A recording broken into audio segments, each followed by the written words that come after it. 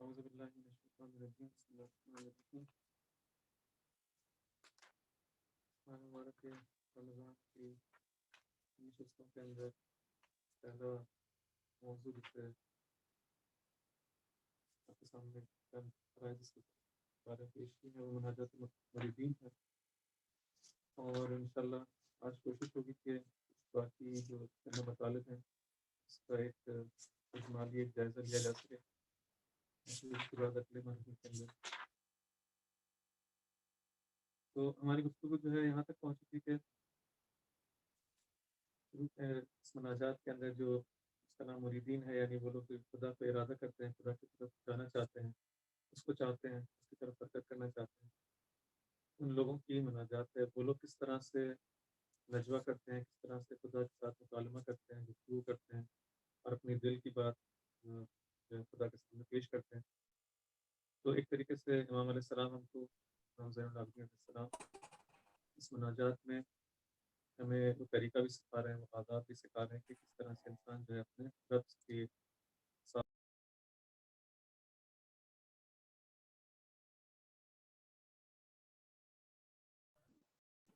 آواز نہیں آ رہی ہے۔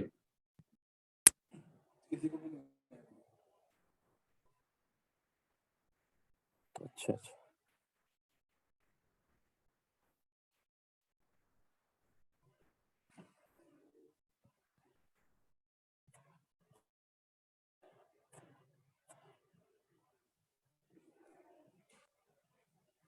اب آواز آ رہی ہے؟ جی بہتر۔ آ رہی ہاں، تو نہیں پتا کہاں سے آواز جو ہے کٹی تھی۔ تو گفتگو یہ تھی کہ ہم مناجات مریدین کے حوالے سے جو ہماری گفتگو ہے اس کے اندر امام علیہ السلام ان لوگوں کی گفتگو کو، ان لوگوں کے مکالمے کو خدا کے ساتھ بیان کر رہے ہیں کہ جو خدا کو چاہتے ہیں، خدا کا ارادہ کرتے ہیں، اس کی جانب حرکت کرنا چاہتے ہیں۔ اور وہ آداب ہم کو ایک طرح سے سکھائے جا رہے ہیں کہ اگر تم خدا سے گفتگو کرنا چاہتے ہو، مکالمہ کرنا چاہتے ہو، تو کس طرح سے جو ہے وہ انسان خدا سے ہم کلام ہو۔ یہ خود بھی ایک بہت بڑی نعمت ہے، یہ مناجاتیں اور جو دعائیں ہم تک وارد ہوئی ہیں، کہ اگر یہ نہ ہوتی تو انسان واقعاً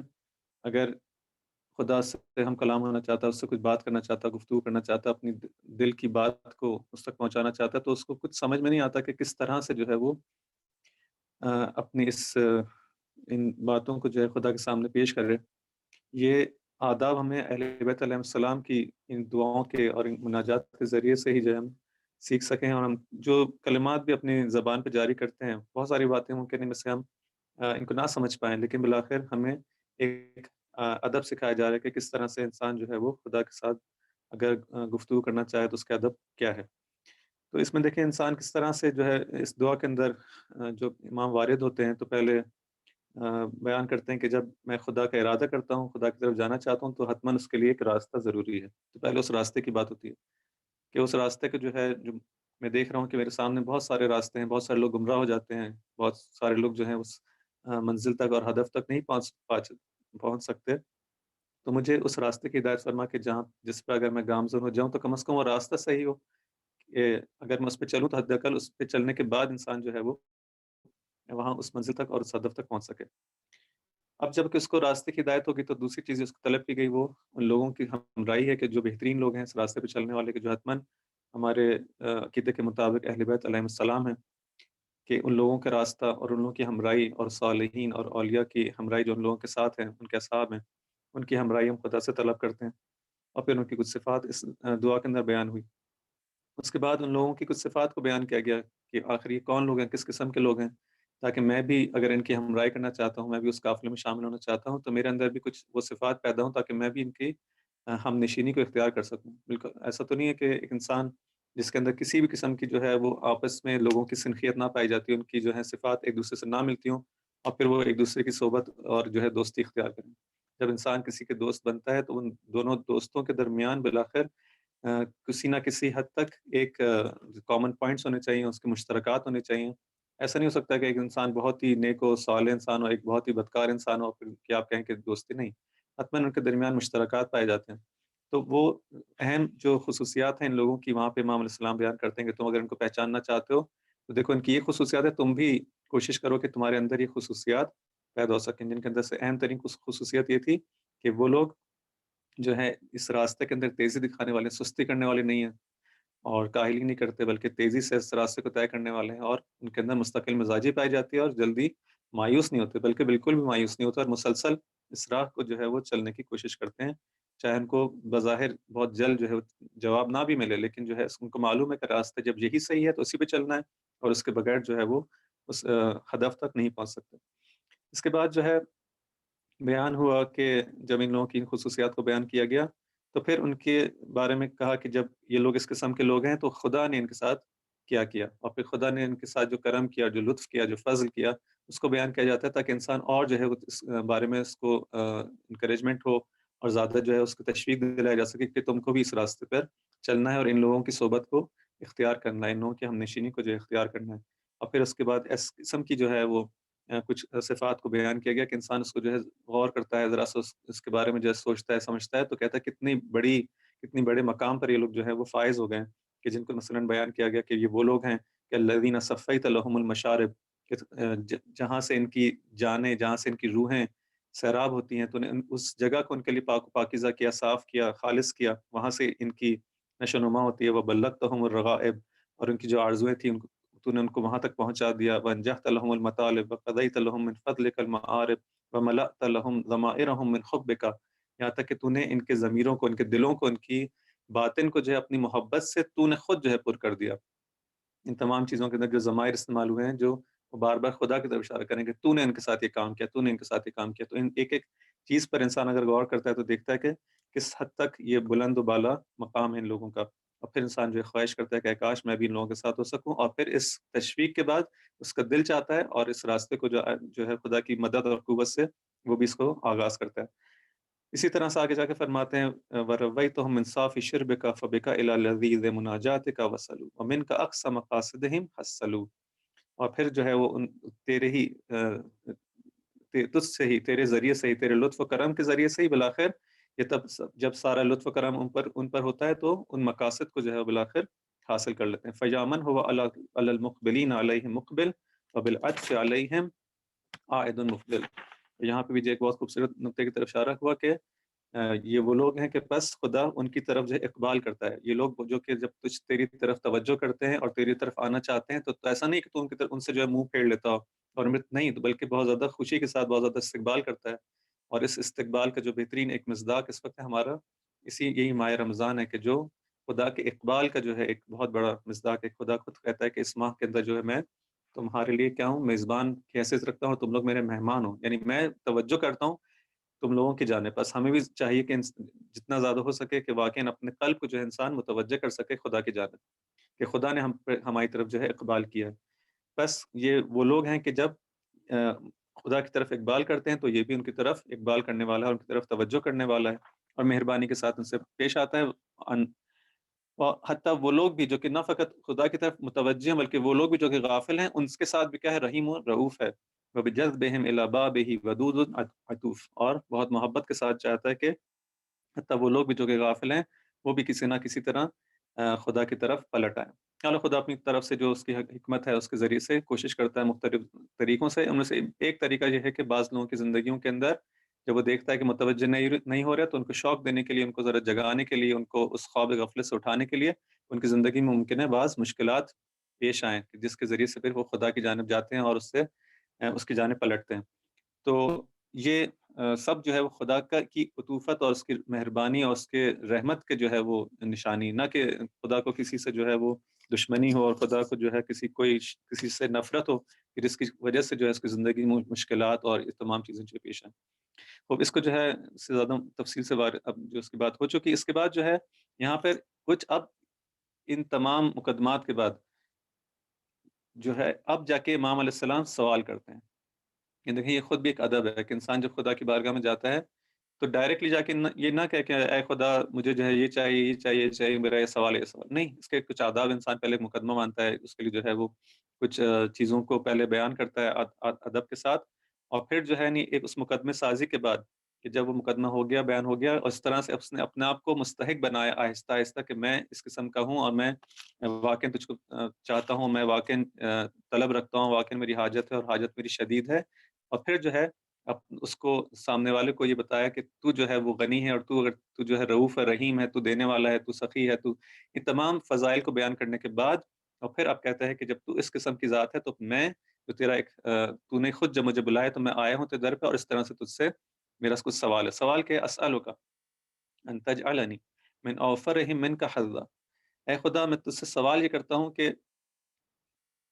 مجھے جو جب تو تقسیم کرتا ہے اس رزق معنوی کو، جب تو ان لوگوں کے لیے جو تجھ کو چاہتے ہیں، تیرا ارادہ کرتے ہیں، تو ان کو یہ حاجت دے گا، تو ان میں سے جن کو تو یہ حاجت عطا کرتا ہے، ان کی حاجت روائی کرتا ہے، ان میں سے میں ان لوگوں میں سے قرار پاؤں جن کو بہترین نصیب ملے. یعنی اگر اس کی جو ہے وہ تقسیم بندی ہو تو مجھے بہترین حصہ ملے اس تقسیم بندی میں سے، اس رزق میں سے، یہ بھی جو اعلیٰ ترین اور زیادہ سے زیادہ جو ہے میرا اس میں سے سہم ہو پائے اور میرا نصیب ہو پائے. اب یہاں پہ امام علیہ السلام وہی بات ہے جو بہت ساری مناجات اور دعاؤں کے اندر ہم کو نظر آتی ہے کہ ہمیشہ امام ہم کو سکھاتے ہیں کہ خدا سے زیادہ مانگو. یہاں یہ نہیں کہا کہ مجھے بھی اس میں سے ایک حصہ جو ہے عطا ہو جائے. جب تو تقسیم کرے اس محبت کو، جب تو تقسیم کرے اس اپنی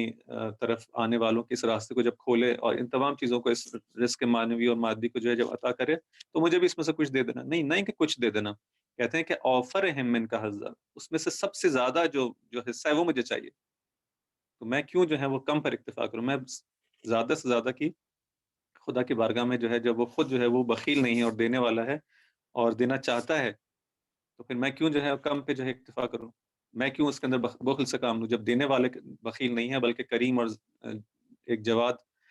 ذات ہے؟ تو میں کیوں اس کے اندر پھر بخل کروں؟ تو امام علیہ السلام فرماتے ہیں اوفرہم منک حظا واعلاہم عندک منزلہ، منزلت کو بھی میں اعلیٰ منزلت چاہتا ہوں، سب سے بالا بلند مرتبہ تو منزلت جو میرے لیے ہو سکتی ہے، جو میرے لیے ہو سکتی ہے. ظاہر بات ہے وہ چیز جو کہ میرے لیے اصلاً ممکن نہیں ہے وہ مجھے نہیں مل سکتی، لیکن جتنا زیادہ میرے لیے میری اس ذات کے مطابق جو زیادہ سے زیادہ پاسبل ہو سکتا ہے، مجھے وہ منزل عطا فرما. وَأَجْزَلْهِمْ مِنْ وُدِّكَ قِسْمًا، تیری محبت میں سے مجھے بہترین جو اس کا جو حصہ ہے وہ اس کا زیادہ سے زیادہ، اس کے اندر بھی محبت کے حوالے سے بھی جب دیکھا جائے تو مجھے تیری زیادہ سے زیادہ محبت درکار ہے. وَأَفْضَلِهِمْ فِي مَعْرِفَتِكَ نَصِيبًا، جب تیری معرفت کی بات آتی تب بھی مجھے تیری بہترین معرفت چاہیے. ہر چیز مجھے بہترین چاہیے، ہر چیز مجھے اعلیٰ سے اعلیٰ چاہیے، ہر چیز مجھے جو ہے وہ زیادہ سے زیادہ چاہیے ان چیزوں کے حوالے سے، کہ جب تیری معرفت کی بات ہو، جب تیری محبت کی بات ہو، تو یہ تمام چیزیں، یہ منزلتوں کی بات ہو، تو ان میں سب سے زیادہ جو ہو سکتا ہے وہ مجھے تجھ سے چاہیے. اب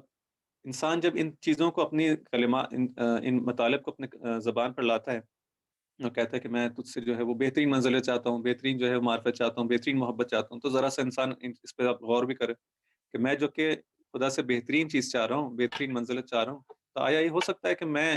یعنی ذرا سا تھوڑا سا اگر انسان اپنی اس حیا کے اور اس شرم کی جو انسان کے دل کے اندر خدا نے رکھی ہے،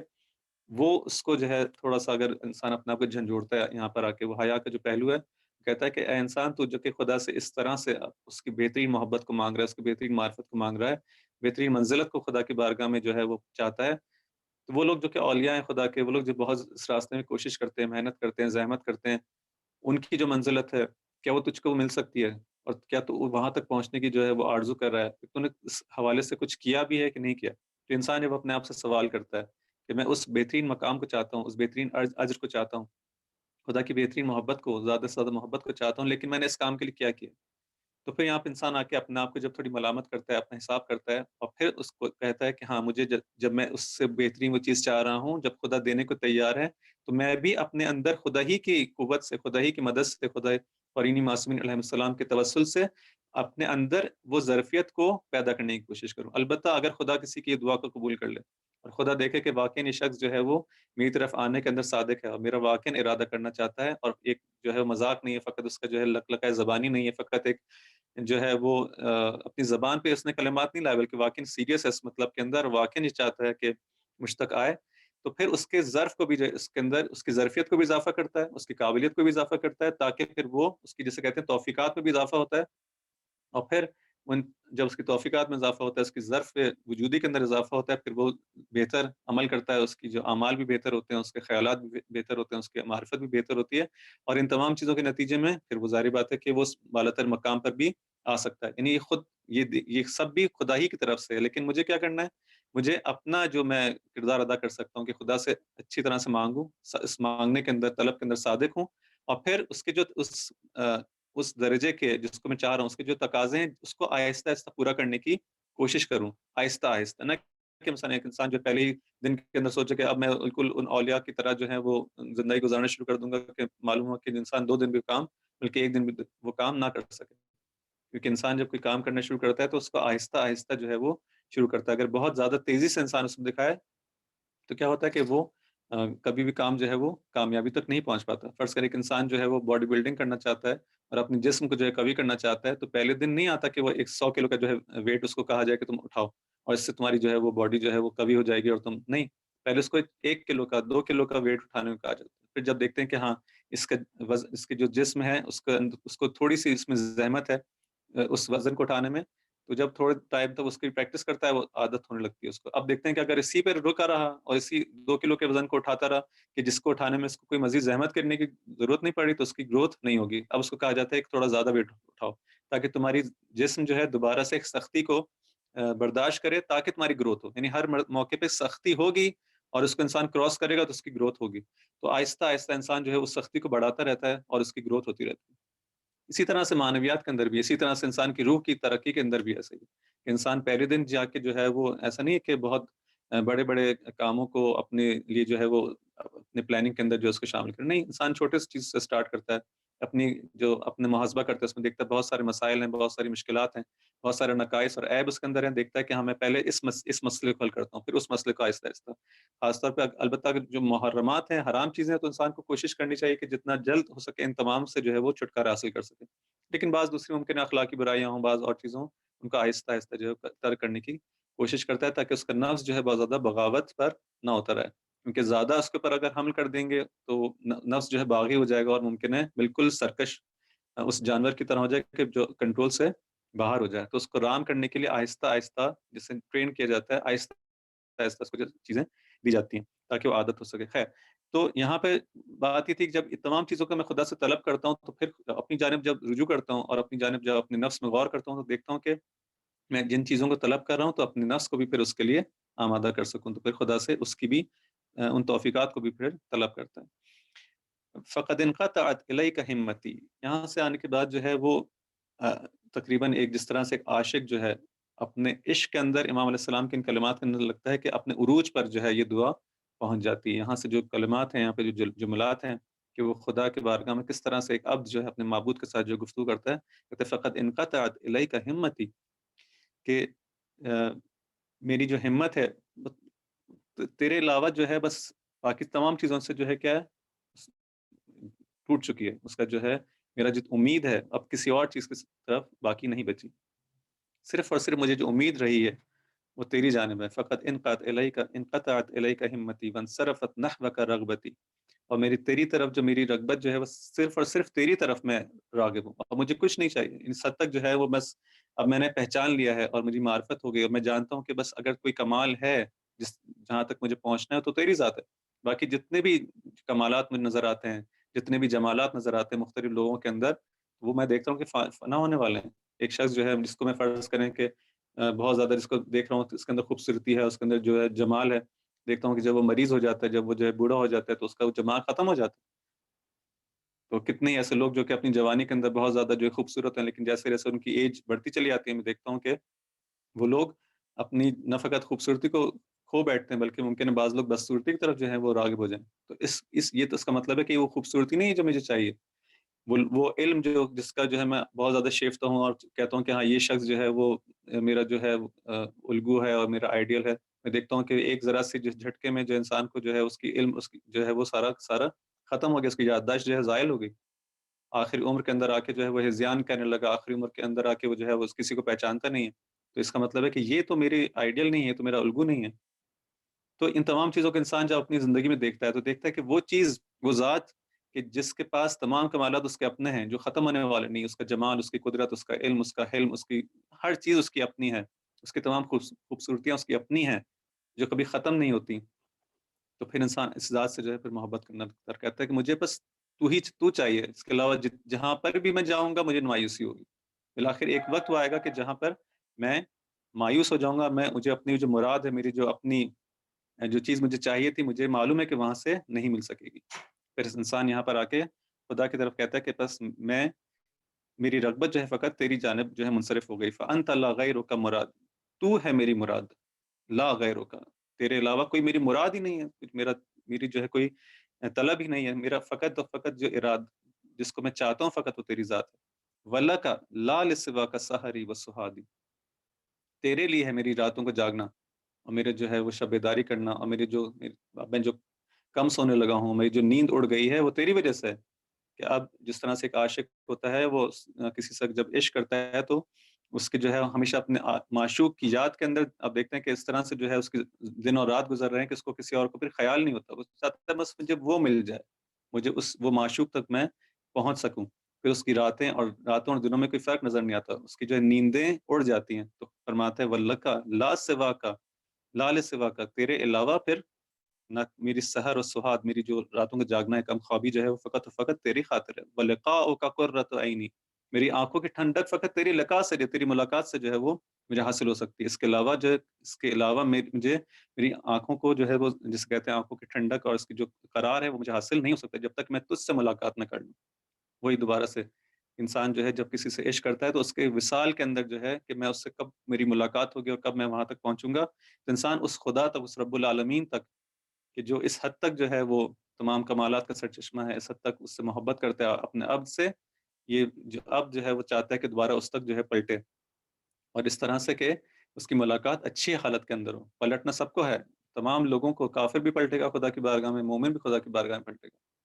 ملاقات سب کی ہوگی خدا سے، لیکن ملاقات تا ملاقات فرق جو ہے اس میں فرق ہے، ایک دفعہ ایک مومن جو ہے خدا سے ملاقات کرے گا تو اس حالت میں کہ خدا اس سے خوش ہے، اس سے راضی ہے، اور ایک طرف جو ہے جب ایک کافر ملاقات کرے گا تو جو ہے وہاں پہ جو ہے خدا اس کی جانب توجہ نہیں کر رہا، یہ توجہ نہ کرنا ایک عظیم ترین جسے کہہ سکتے ہیں کہ عذاب جو کسی کے لیے ہو سکتا ہے، جو اس وقت ہم اس کو محسوس نہیں کرتے، لیکن فرض کریں اسی عالم ظاہری کے اندر جو عشق مجازی اس کے دوبارہ سے اگر انسان مثال لے کہ انسان اگر کسی سے محبت کرتا ہو اور جو ہے اس کی جانب جو ہے اپنے معاشرے کی جانب جانا چاہے اور اس کی طرف توجہ نہ کرے بلکہ اس سے غیظ و غضب کے ساتھ جو ہے اپنا منہ پھیر لے، تو اس کے لیے جو اس سے بڑھ کر شاید کوئی چیز جو ہے اس کے لیے عذاب کا باعث نہ ہو، کہ جس سے میں محبت کرتا ہوں، جس کی طرف جانا چاہتا ہوں، وہ مجھ سے جو ہے وہ غضبناک ہو رہی، تو یہ جو غضبناک ہونا ہے، یہ اس کو آج ان چیزوں کے اندر ہم بہت زیادہ آسانی سے اور بہت زیادہ ایک سرسری چیز کی طرح نہیں ہے، بلکہ یہ عظیم ترین عذاب جو کسی کے لیے ہو سکتا ہے وہ یہ ہے جب اس عالم آخرت کے اندر جب انسان کی جو آنکھوں سے جو پردے ہٹیں گے اور جب تمام حجابات جو برطرف ہو جائیں گے اور حقیقت اس کے سامنے آ جائے گی، اور تمام جو بھی چیزیں اس کے تعلقات تھے، جو رشتے تھے، تب سب ٹوٹ چکے ہوں گے، اور اس مقام پہ جب اس کو سب سے زیادہ حاجت ہوگی اور خدا سے اس ارتباط کی، تب وہ دیکھے گا کہ خدا اس کی جانب جو ہے وہ توجہ نہیں کرتا بلکہ اس سے غیظ و غضب کے حالت میں ملاقات کرتا ہے، تو اس سے بڑھ کر جو ہے وہ عذاب متصور نہیں ہو سکتا، تو فرماتے ہیں وَلِقَاؤُ کا قرۃ، فقط و فقط تیری سے ملاقات، وہ ملاقات اس حالت میں کہ جب تو مجھ سے راضی ہو، یہ میری قرۃ عین ہے، وہ وصل کا منا نفسی، میں تیرا وصال فقط چاہتا ہوں، میری آرزو نفس میری فقط یہ رہ گئی ہے کہ میں تجھ سے تیرا وصال چاہتا ہوں، وَإِلَيْكَ شوقی، میرا شوق میرا اشتیاق فقط تیری جانب ہے، وفی محبتک وَلَهِی، میں جو حیران و پریشان ہوں تیری محبت کے اندر حیران و پریشان ہوں، وَإِلَى هَوَاكَ صَبَابَتِی وَرِضَاكَ بُغْيَتِی، یہ تمام چیزیں جو ہے یہ شخص اب اس طرح سے جو ہے وہ کرتے ہیں، فقط مجھے تیری رضا چاہیے، میری آرزو فقط اب تیری رضا ہو، اب کسی اور کی رضا جو ہے، اب کوئی اور مجھ سے راضی ہو یا راضی نہ ہو مجھے فرق نہیں پڑتا، تو مجھ سے اگر راضی ہو جائے تو اگر پوری دنیا بھی مجھ سے راضی نہ ہو تو مجھے فرق نہیں پڑتا، اور اگر تو مجھ سے راضی نہ ہو پوری دنیا مجھ سے راضی ہو جائے تب جو ہے وہ میرے لیے کوئی فائدہ مند نہیں ہے، اصل ایک جسے کہتے ہیں کہ اس کی کوئی ارزش نہیں ہے میری نگاہ میں، کہ اگر سب لوگ مجھ سے راضی ہو جائیں لیکن خدا مجھ سے راضی نہ ہو، کیونکہ میرا مقصد وہ تھا، میں اس سے محبت کرتا تھا، میں اس کی رضا چاہتا تھا، میں اس کی توجہ کو چاہتا تھا، اگر وہی مجھ پہ توجہ نہ کرے تو سب دنیا جو ہے میری طرف توجہ کرے تو مجھے کیا فائدہ اس کا، ہدف میرا وہ نہیں ہے، تو انسان جس ہدف کی خاطر جو ہے جو حرکت کر رہا ہے، جہاں تک پہنچنا چاہتا ہے وہ اس کے مد نظر تمام تر توجہ اس کی اس طرف ہے. اب باقی چیزیں جو ہے وہ آتی رہیں جاتی رہیں، اس کو کوئی فرق نہیں پڑتا اپنی زندگی کے اندر. اس مقام پہ یہ کب انسان جو ہے ان تمام چیزوں کو درک کرتا ہے جب واقعاً اس کے جو جسے کل بھی عرض کیا کہ اس کے بیس کے اوپر، اس کی فاؤنڈیشن کے اندر جب تفکر ہوتا ہے، اس تفکر کے نتیجے میں اس کو معرفت حاصل ہوتی ہے، اور پھر اس کو معلوم ہوتا ہے کہ حقیقت دنیا جو ہے وہ خدا کے علاوہ کچھ نہیں ہے. اگر خدا ہے تو سب کچھ ہے، میرے پاس جو کچھ ہے وہ خدا کی وجہ سے ہے، اور میرا ہدف بھی وہی ہے. ان تمام چیزیں خلاصہ دوبارہ اس کو تکرار نہیں کروں گا. تو وہ فاؤنڈیشن جو ہے، وہ جو بیس ہے، جتنی زیادہ اسٹرانگ ہوگی، یہی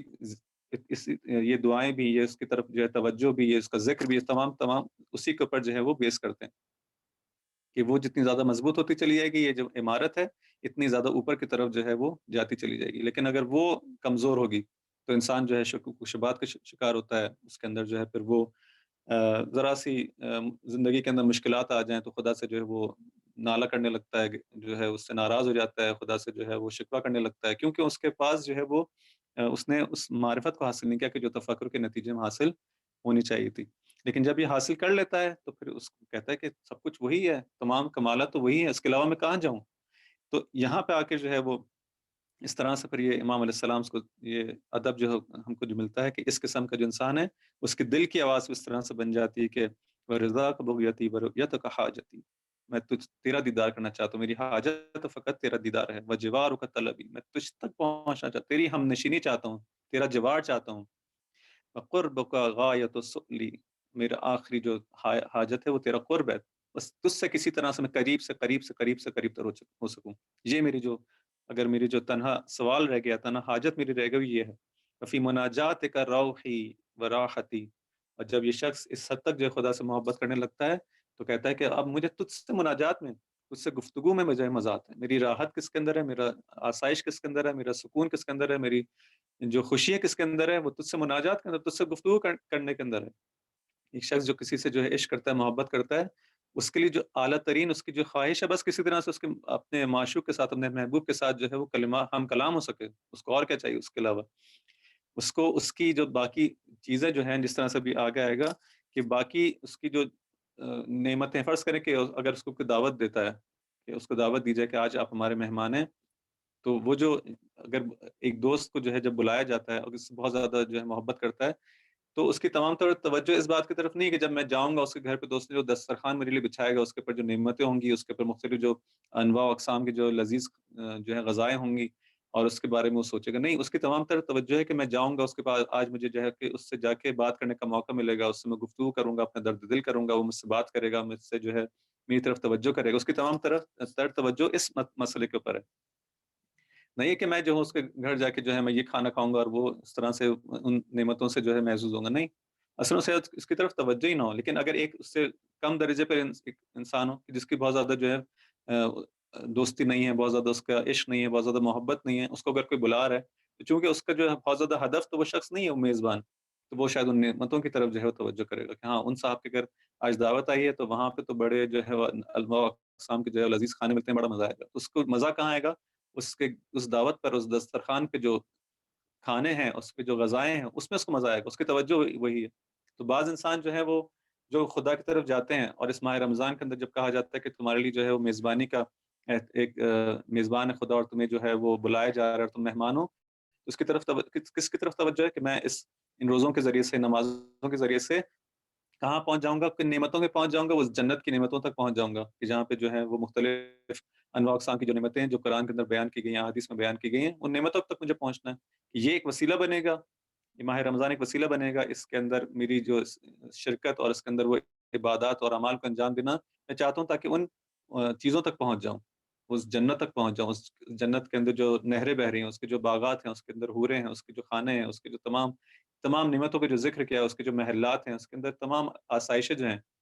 میں وہاں تک پہنچ جاؤں. لیکن ایک شخص ہے جو جس کی محبت زیادہ ہوگی، جس کی معرفت زیادہ ہوگی، وہ کہے گا نہیں، مجھے تو خدا نے طلب کیا، میں خدا کی مہمانی میں اس سے ملاقات کرنے جانا چاہ رہا ہوں. مجھے ان چیزوں سے کیا فرض کریں کہ اگر ایک شخص ہے جس کو کہا جائے کہ تم جو اتنی زیادہ کسی سے محبت کرتے ہو، اس محبوب تک پہنچنے کا، اس معشوق تک پہنچنے کا راستہ یہ ہے کہ تم کو اس آگ کے دریا سے جو ہے گزر کے آنا پڑے گا. اب آنا چاہتے ہو یا نہیں آنا چاہتے؟ اگر تو کہتا ہے کہ میں نہیں آنا چاہتا، اس کا مطلب ہے کہ وہ فقط اس راستے سے آنا چاہتا ہے، اس راستے کو انتخاب کرنا چاہتا ہے اس میں آسائش ہوں. اس کا مطلب ہے کہ وہ در حقیقت اس محبوب کی طرف اس کی جو ہے توجہ نہیں ہے، بلکہ وہ آسائشوں کا راز، آسائشیں اس کا ہدف ہے۔ اگر آسائشوں کے ساتھ ہوگا تو ٹھیک ہے، میں آنا چاہتا ہوں، آسائشوں کے ساتھ نہیں ہو تو مجھے کوئی خاص دلچسپی نہیں ہے۔ اب یہی وہ چیز ہے، اگر جو ہے خدا کی طرف تم آنا چاہتے ہو تو ہر حالت میں آؤ، تم کو تو خدا چاہیے تھا۔ اسی لیے جو ہے ہم کو دعائے کمیل میں اور بہت ساری دوسری دعاؤں میں نظر آتا ہے کہ کہتے ہیں کہ میں جہنم کی آگ پہ جو ہے صبر کر سکتا ہوں، لیکن تجھ سے فراق کو برداشت نہیں کر سکتا۔ یعنی اس حد تک جو ہے میرا ہدف جو ہے، اس حد تک میری آرزو خدا ہے کہ میں اس کی خاطر سب کچھ برداشت کر سکتا ہوں، لیکن مجھے وہ ملنا چاہیے، میں وہاں تک جانا چاہتا ہوں، ہدف میرا وہ ہے۔ اس ہدف تک پہنچنے کے لیے مجھے سب کچھ مل جائے، برداشت کر سکتا ہوں، لیکن اگر جو سب کچھ مل جائے لیکن وہ ہدف نہ ملے تو یہ میرے لیے قابل برداشت نہیں ہے۔ لیکن یہ کون کہہ سکتا ہے؟ جس کی معرفت اس اندازے کی، تو ایک انسان جو جس کی معرفت کا درجہ کم ہوگا، البتہ وہ بھی جو ہے بالآخر اس میں جس طرح کی جس لیول کی معرفت ہے، انسان اگر کم معرفت کے لیے ٹھیک ہے، اس کو جو ہے وہی جنت کی نعمتیں بھی اسی کے لیے قرار دی گئی ہیں۔ خدا ایسا نہیں کہ قرار نہیں دے گا اس کے لیے، اس کو نہیں دے گا، نہیں، خدا نے انہی اعمال کے بدلے جو ہے اس نعمت کو بھی قرار دیا۔ لیکن انسان جب ایک بالاتر چیز کو، ایک اعلیٰ تر چیز کو جو ہے حاصل کر سکتا ہے تو کیوں جو ہے چھوٹی چیز پہ جو ہے اکتفا کرے، اس اعلیٰ درجے کو جس کو انسان جو تصور بھی، یعنی انسان جنت کی ایک چھوٹی سی چھوٹی نعمت کا بھی تصور اس دنیا میں نہیں کر سکتا۔ ایسا نہیں کہ جنت کی وہ نعمتیں بہت ہی اس کی جو ہے وہ انسان کے اس کی ارزش نہیں ہے، اس کی ویلیو نہیں، اس کی بھی بہت زیادہ ارزش و ویلیو، اس کا تصور نہیں کر سکتے۔ اصلا اس کی جو وہ کیا ہوگی، اس کی خوبصورتی کیا ہوگی، اس کی لذت کیا ہوگی، اس کا جمال کیا ہوگا، ہم اس کا اندازہ نہیں کر سکتے۔ اسی طرح سے جہنم کی سختی کا بھی اندازہ نہیں کر سکتے، دونوں چیزوں کا اندازہ نہیں کر سکتے۔ لیکن اس سے بالاتر کیا ہے؟ وہ جو عذاب جہنم سے بڑھ کر جو ہے، اس آگ سے بڑھ کر جو عذاب ہے، وہ خدا کی فراق کا عذاب ہے، خدا کی بے رخی کا عذاب ہے۔ انسان سے جو ہے خدا اپنا چہرہ جو ہے وہ، یعنی اس کے جو طرف توجہ نہ کرے، یہ بالاتر عذاب ہے۔ وہ لوگ جو اہل معرفت ہیں اس طرح سے بیان کرتے ہیں، ائمہ اس طرح سے ہم کو سمجھاتے ہیں، یا وہ جنت جو کہ جنت رضوان ہے، اس کا کوئی مقایسہ نہیں ہے اس جنت سے کہ جو وہ جنت ہے جس کے نیچے مثلا بیان کیا جاتا ہے کہ نہر بہ رہی ہیں، اور اس طرح سے ہم کو سمجھایا جاتا ہے۔ وہ جنت بھی بہت اعلیٰ و بہت عرفہ ہے، وہ بھی ہمارے لیے بہت ہے، لیکن اس سے بھی بالاتر مقامات ہیں۔ تو انسان اس معرفت کے مطابق اپنی جیسی اس کی ظرفیت ہے، جیسا اس کا ظرفیت وجودی، اس کی وسعت وجودی، اس کے مطابق ان طرف جو ہے اس طرف توجہ کرتا ہے، اس کی جانب حرکت کرنا چاہتا ہے۔ لیکن اعلیٰ ترین چیزیں جو ہیں، وہ بالا ترین چیزوں کو، مقامات کو کیوں بتایا جاتا ہے کہ تم یہ نہ سمجھو کہ بس یہ چیزیں جو ظاہری ہیں اسی پہ انسان جو اکتفا کر لے، نہیں، اس کے آگے بہت کچھ ہے، اور بہت زیادہ جو ہے چیزیں ہیں جس کے لیے انسان کو تڑپنا چاہیے، اس کے لیے آرزو کرنی چاہیے، حاجت کرنی چاہیے۔ چھوٹی چیزوں پہ انسان کو اکتفا نہیں کرنا چاہیے۔ ایک اور اس کے لیے فائدہ ہوتا ہے ان چیزوں کو ہم کو پڑھ کر اور سمجھ کر، وہ یہ ہوتا ہے کہ انسان 2 رکعت نماز پڑھ کر اور جو ہے وہ 4 صفحے قرآن کی تلاوت کرنے کے بعد یہ نہ سمجھے کہ اس نے بہت کچھ کر لیا، نہیں، بلکہ یہ تو جتنا بھی تم اس راستے کے اندر جو ہے قدم اٹھاؤ کم ہے، جتنی زیادہ سرمایہ گزاری کرو کم ہے، کیونکہ تمہارے اگر وہاں تک پہنچنا چاہتے ہو تمہیں بہت زیادہ اس سے جو ہے وہ انجام دینا ہوگا، بہت کچھ کرنا ہوگا خدا کے راستے میں جو ہے۔ البتہ کمیت مراد نہیں، کوانٹٹی مراد نہیں، لیکن جب تک تمہارا ہم و غم جو ہے خدا نہ ہو جائے، جب تک تمہاری آرزو، تمہاری جو ہے تمام تر توجہات اس طرح سے نہ ہو جائیں، ظاہری بات ہے اس مقامات تک انسان نہیں پہنچ سکتا۔ اس لیے جو ہے وہ فقط ان واجبات پر اکتفا کر کے اور محرمات سے اکتفا کر کے ہم کہیں کہ ہم نے جو ہے وہ اعلیٰ اس درجہ کمال کو حاصل کر لیا، نہیں۔ انسان جو ہے خسارے میں ہوگا اس وقت، اس کو خسارے کا علم ہوگا کہ جب وہ دیکھے گا کہ مجھ سے بالاتر کتنے افراد ہیں کہ جنہوں نے مجھ سے زیادہ محنت کی تھی، مجھ سے زیادہ کوشش کی تھی، مجھ سے زیادہ معرفت کے حصول کے لیے اپنا وقت لگایا تھا، اپنی زندگی کے اندر جو ہے تفکر کرتے تھے، اپنا غور و فکر کرتے تھے، ان چیزوں کو اہمیت دیتے تھے۔ آج وہ کس مقام پر ہیں کہ اب میں اس کو حاصل نہیں کر سکتا، یعنی اب وہ جب نام اعمال جب بند ہو گیا تو بالآخر انسان جنت میں ممکن ہے پہنچ جائے، لیکن اس سے بالاتر مقامات پہ جو ہے جو وہ دیکھے گا کہ مثلا بعض ایسے افراد ہیں کہ جو ائمہ علیہ السلام کے ساتھ ہم نشین ہیں، جو ہر وقت ان کے ساتھ ان کی محفل کے اندر ہیں، اور مجھے جو ہے فرض کریں کہ 1000 سال میں ایک دفعہ جو ہے وہ زیارت نصیب ہوتی ہے، 100 سال میں ایک دفعہ، حالا اس عالم کے مطابق جو ہے وہ مثال کے طور پر عرض کریں تو وہ کہاں اور یہ شخص کہاں؟ وہ لوگ جو کہ ہمیشہ ان کے ساتھ محشور ہیں، اور یہ شخص یہ بھی مومن ہے لیکن اس کو جو ہے وہ بہت کم عرصے میں ایک دفعہ ملاقات جو ہے اس کا شرف ہوتا ہے۔ وہاں جا کے معلوم ہوگا کہ درجات بلا وجہ جو ہے خدا کسی کو نہیں دیتا، اس کے لیے انسان جس نے محنت کی ہے، جس نے کوشش کی ہے اس راستے میں اور اس کو امپورٹنس دی ہے، ہاں، جب وہ ان تمام کام کو کرتا ہے اور خالصانہ جب خدا سے درخواست کرتا ہے، اب اس کو امید ہوتی ہے کہ خدا مجھے اس اعلیٰ تر درجے پر پہنچائے گا اور وہاں تک میں پہنچ سکتا ہوں۔ خوب، اس کے بعد فرماتے ہیں کہ فی مناجاتک روحی و راحتی و عندک دواء علتی، میری جو مرض ہے، میری جو درد ہے، اس کی دوا جو ہے وہ تیرے ہی پاس ہے، اور میں کہیں بھی چلا جاؤں مجھے میرا وہ درد ختم ہونے والا نہیں ہے. میری جو بیماری ہے وہ شفا و غلتی، میری جو یہ جو حرارت ہے، میری جو جگر میں جو اسے کہتے ہیں کہ یہ تڑپ ہے، یہ فقط اس کو کہاں سے مل سکتا ہے؟ یہ شفا اس کو تیرے پاس ہی سے مل سکتی ہے، تجھ تک، اس سے ملاقات سے اور تیرے توجہ سے ہی مل سکتی ہے. وبرد لو آتی، جو آگ میرے اندر لگی ہوئی ہے کہ میں چاہتا ہوں اس کسی طرح سے جو ہے تجھ تک پہنچ جاؤں، اور یہ جو اس کے اندر میں جل رہا ہوں، اس کے اندر جسے کہتے ہیں کہ اس دوری کے اندر، اس فراق کے اندر، یہ کہاں، یہ آگ کیسے جو ہے ٹھنڈک اس کو جو ہے وہ بجھ سکتی ہے؟ یہ تجھ ہی سے بجھ سکتی ہے. وبرد لاوتی و کشف و قربتی، میرا کرب جو ہے، میرا جو درد ہے، میرا جو اندو ہے، میرا جو غم ہے، اس کو جو ہے وہ اس کا جو کب جو ہے وہ سکون مل سکتا ہے، وہ چین مل سکتا ہے، وہ تجھ ہی سے مل سکتا ہے. تو ہی میرے درد کا جو چین ہے. فکن انیسی فی وحشتی، بس جب کہ تو اس طرح سے ہے، جب میں تجھ سے اتنی محبت کرتا ہوں، جب تو میرے لیے تو میری سب کچھ، میرا جب تو ہے تو پھر کیا ہو؟ فکن انیس، اے خدا پس تو میرا انیس ہو جا. کب؟ فی وحشتی، جب میں تنہا ہوں. انسان جو ہے وہ یہاں پر اس عالم کو بھی یاد کرے کہ بلاخر ایک دن اس کو جو ہے تنہا ہونا ہوگا. ایک تو دنیا کی تنہائی ہے، دنیا کے اندر بھی انسان جو ہے بہت سارے لوگوں کے درمیان رہتے ہوئے بھی جو ہے تنہا ہو جاتا ہے. ہوتا بہت سارے لوگوں کے اندر ہے، لیکن جو ہے وہ دیکھتا ہے کہ اس کا کوئی انیس نہیں ہے. انیس سے نہیں کہ جو اس کے دکھ درد کو جو سمجھ سکے، اس کے جو ہے وہ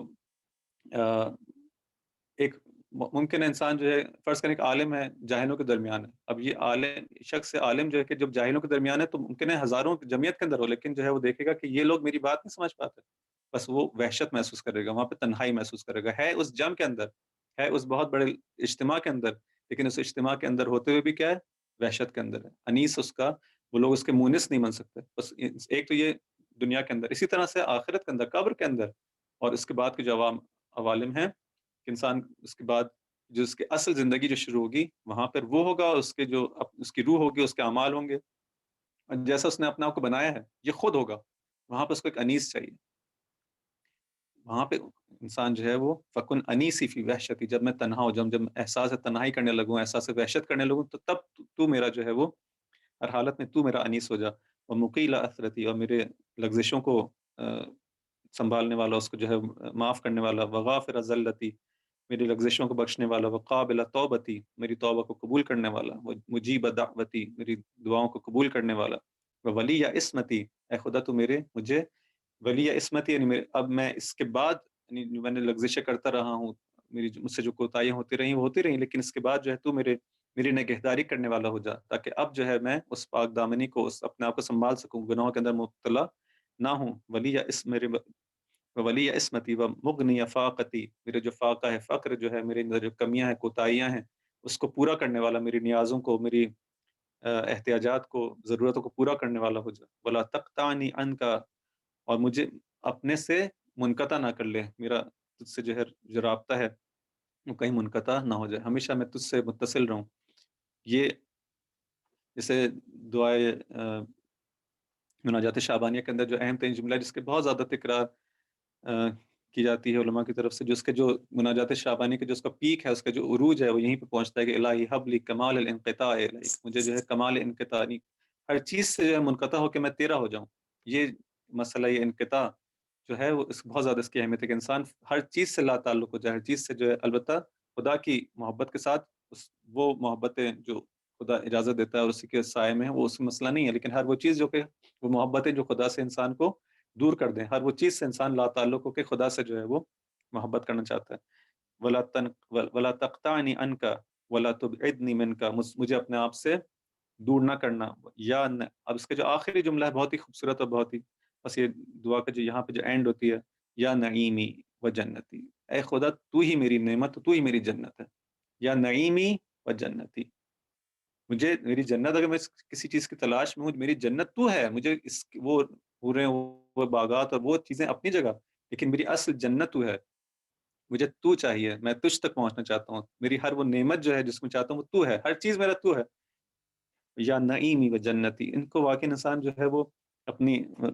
جو تنہائی کے اندر اور سکون کے ساتھ اور توجہ کے ساتھ اگر پڑھتا ہے اور اس پہ غور کرتا ہے ایک ایک جملے کے اوپر، تو ہر جملہ، ہر لفظ اس کا جو ہے اس دعا کا، اس قابل ہے کہ انسان اس پہ جو ہے وہ غور و فکر کر کے اپنی جو ہے معرفت میں اضافہ کرے، اپنی محبت میں اضافہ کرے. یا نعیمی و جنتی و یا دنیا یا و آخرتی، میری دنیا بھی تو ہے، میری آخرت بھی تو ہے، ہر چیز جو ہے وہ تو ہے، ہر چیز جو ہے وہ انسان کو جو ہے وہ اس کے علاوہ جب وہ دیکھتا ہے کہ اس طرح سے ایک ذات ہے کہ جو اس کمالات کا سرچشمہ ہے، اس سے جب محبت کرنے لگتا ہے تو کہتا ہے کہ ہر چیز جو ہے وہ میں تجھ سے چاہتا ہوں، تجھ ہی کو چاہتا ہوں، تیرے علاوہ کسی کو نہیں چاہتا۔ یہاں پہ یہ مناجات کی وہ آخری جملات تھے۔ میرا خیال ہے کہ وقت شاید کافی ہو گیا اب۔ اس کے بعد ارادہ یہ تھا کہ ذکر کے حوالے سے جو ہے گفتگو کی جائے کہ امام خمینی کی جو حدیث میں ایک حدیث جو ہے آپ نے ذکر کے حوالے سے بیان کی ہے، ذکر الہی کے حوالے سے، کہ مناسبت چونکہ ماہ رمضان کی ہے اور یہی ذکر اور ان دعاؤں کی مناسبت ہے، اور پھر اس کے بعد انشاءاللہ قرآن کی جانب آئیں گے، یہ جو دوسری اہم ترین مناسبت ہے ماہ رمضان کی، اور اس قرآن کی اس سورہ تغابن کی جو تفسیر ہے اس سے پہلے ایک اور مقدمہ خود قرآن کی تلاوت اور اس کے حوالے سے ہوگا کہ جو خود امام خمینی کی اسی کتاب ایران قیمت چہر حدیث کی جو شرح ہے اس کے اندر ایک حدیث اور ہے جو کچھ وصیتیں ہیں جو رسول خدا صلی اللہ علیہ وآلہ وسلم کی ابو ذر کو ہیں، اس میں سے ایک جو وصیت ہے وہ قرآن کے حوالے سے، تو وہ حصہ جو ہے آپ کی خدمت میں پیش کرنے کا ارادہ ہے اگر خدا توفیق دے، اور اس کے بعد انشاءاللہ سورہ تغابن کی تفسیر۔ اگر کوئی سوالات ہیں تو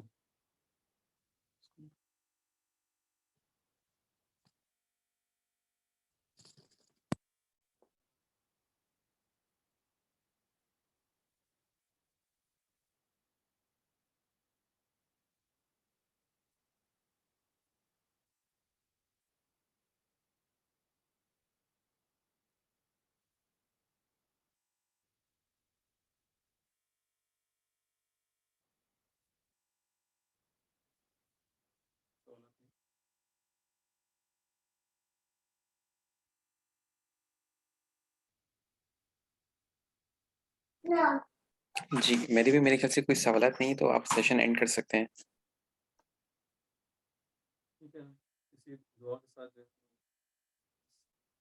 نشست کا اختتام کرتے ہیں کہ خدا میں ماہ مبارک رمضان کے ایام میں، ان شبوں میں خدا سے زیادہ سے زیادہ نزدیک ہونے کی توفیق عطا فرمائے۔ وہ جو دسترخوان اس نے بچھایا ہے اس ماہ کے اندر، اس سے بہترین استفادہ کر سکیں، اس سے جو ہے اپنے لیے رزق مادی اور معنوی کو زیادہ سے زیادہ تہیہ